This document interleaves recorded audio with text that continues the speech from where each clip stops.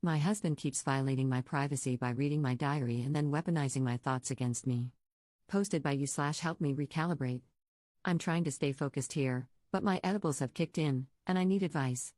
I have kept a diary since I was 10. It is my form of therapy, and I do not police my thoughts. I have never let anyone read my diary. My husband and I started dating over a decade ago. One day, a couple of months in, he was over at my apartment, and I had hopped in the shower.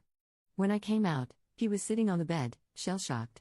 He said he read my journal, which was mostly about my life as a newly single woman.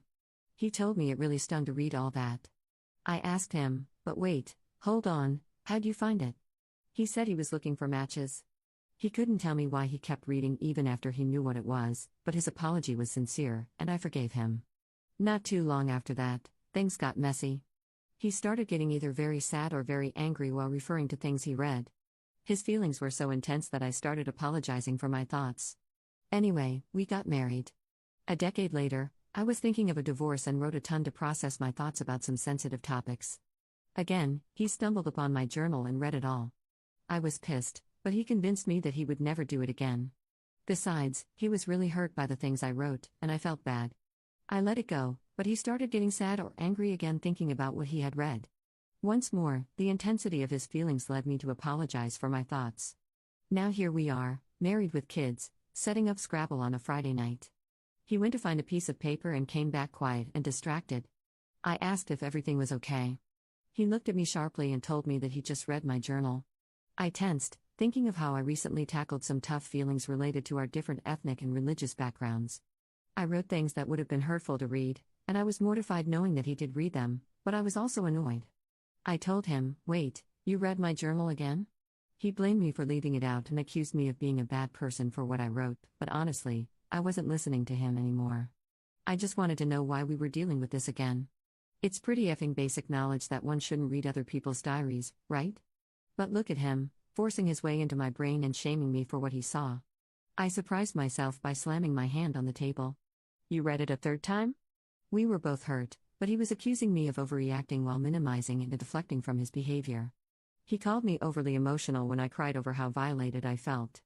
This feels so wrong, like I committed a thought crime. So, am I wrong for insisting he's 100% wrong? I'm so mad, but I am doubting whether my reaction was proportional to what he did. On a scale of 1 to 10, 10 being terrible, what would you rate someone reading your journal? And would you apologize for the things you wrote? Top/relevant comments. Commenter. He has broken your trust 3 times, and after the first time, he knew that he might not like what you had written. It sounds like he uses reading your journal as a way to understand how you're feeling, rather than actually asking you. The whole point of a journal is that you get to articulate your feelings, unedited, in a private place. He has disrespected that on 3 separate occasions. If he didn't want to be upset by what he read, he shouldn't have read it. Commenter 2.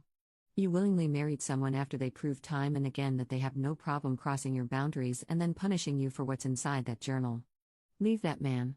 He will do it again, and if you think he's only done it 3 times, you're naive. You need to leave him. Not the jerk, but you will be if you stay with someone who punishes you for your thoughts and violates your boundaries time after time. Op adds an edit to her post. Thank you all for your comments.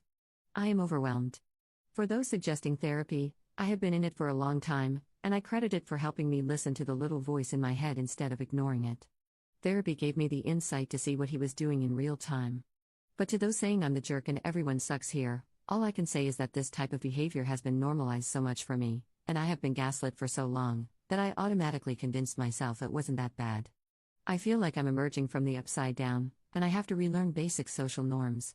You have no idea how sad all of this makes me. Op adds a second edit to her post. We talked today, and he continued to minimize what he did and kept steering the conversation to how hurt he was reading what I wrote. I kept asking him if I shared those things willingly with him. When he said no, I told him that he can then deal with the consequences of his own actions by himself. I kept stressing to him what a big violation it was and that I needed space to think. I guess he's been stewing about it for the last few hours because tonight he started to yell at me in front of our kids and angrily told them about what I wrote. He literally told them that I don't like that they are from his culture.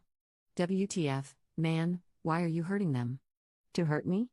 I was pleading with him to stop and trying to cover his mouth, the kids were shrieking and sobbing, and he was yelling and wild-eyed. The chaos of tonight just broke me.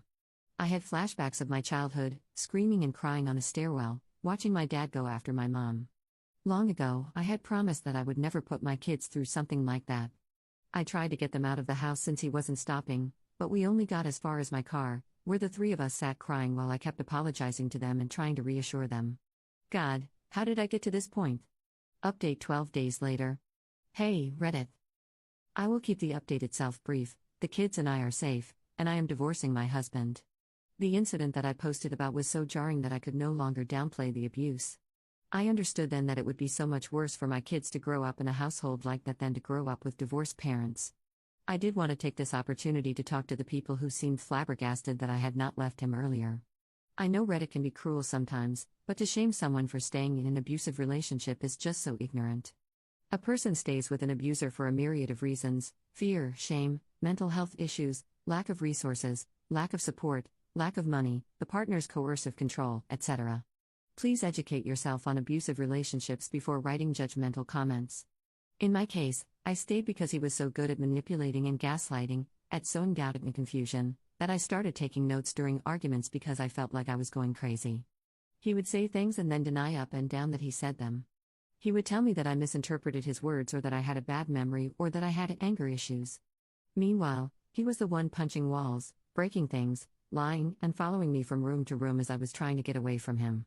After years and years of this, I left only when I saw how much staying would hurt my kids. To those in emotionally abusive relationships like mine, I want you to know that I see you. This is real abuse, even if it doesn't leave physical scars. Top/relevant comments. Commenter. Your original post genuinely had me looking at the author like, did I make this account? I went through the same thing. My ex would read my journal and then use it against me. Typically, he would use it to undermine me and make me think I'd told him things I hadn't. But one day, he read about a guy I had been talking to. He had asked me to open the relationship, and we had, and that upset him, so he came into where I was sleeping, threw the diary at my head, and started screaming at me and laughing maniacally. Thankfully, the relationship was broken enough that was one of a few last coffin nails. Instead of cowing me further, it pushed me out. I'm so happy that I got out of there. Just wanted you to know that you're definitely not the only one who has experienced this particular form of abuse and that it definitely is abusive, even in a vacuum from all the other crap. I hope you find your way out and that things feel better on the other side. This is going to burn like hell, but it's a cleansing fire. Second update 2 months later. In May 2022, I took a break from my marriage because my husband's verbal abuse was escalating. He moved out for a few weeks. Some of the things he said during our last fight, but had said many times before, were that I'm a failure, no one likes me, and I'm socially awkward. I have a graduate degree, I make good money, and I have friends, but I still believed him. During our separation, I signed up for a dating site. This was not to date or hook up with anyone, and I did not meet up or talk with anyone. It was only to see if I was really as undesirable as he made me out to be. He was wrong. I felt better about myself, and I deleted my account. Like Ross from Friends, I thought this was okay since we were on a break. I recognize that I should have set ground rules with my husband during the break, and I apologize to him about that.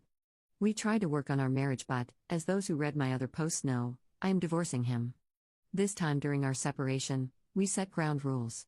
One of them, at his request, was that we refrain from dating sites and dating in general until the divorce is finalized. We both agreed. 2 days ago, I got a bank notification about some weird charges.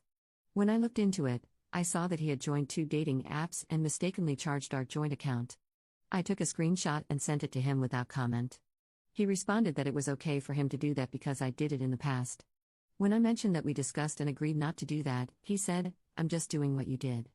I said he was the one who specifically asked that we not join sites until the divorce was finalized, but again, he said that I did it last time, so it's okay that he did it. He's now acting overly friendly so that I will let this issue go, but I feel deceived and can't go back to trying to be amicable with him. I decided to limit our conversations to our mediation sessions, but he continues to insist he did nothing wrong and is accusing me of withdrawing like I always do and of making the divorce contentious. Am I wrong for being bothered by what he did? I don't trust him, which makes me want to pull away, but maybe he's right that I don't know how to respond in a healthy way. He always accuses me of overreacting to things or of having unhealthy emotional responses, so if someone could please tell me what the healthy way to respond to this would be, I'm all ears. Third update 2 months later. Several months ago, I turned to Reddit because I knew something was wrong in my marriage, but I needed an outside perspective to tell me how wrong. I was the proverbial frog in boiling water. Since then, I'd asked myself repeatedly why I didn't leave earlier. Then I remembered that I did try to end things a couple of months after we started dating. He was love bombing me, and I felt smothered. When I told him that I wanted space, he was devastated. I see now that that was the turning point. I prioritized his feelings over mine. I gave him the benefit of every doubt. I convinced myself that the red flags I was seeing were aberrations. It hurts thinking about how much precious time I wasted on him. Here's my update. Then, I moved into my new place 2 days ago, our home closed escrow, and the details of our divorce are finalized. These past few months were a unique kind of hell, but I am now bursting with hope and happiness. I am finally free of him.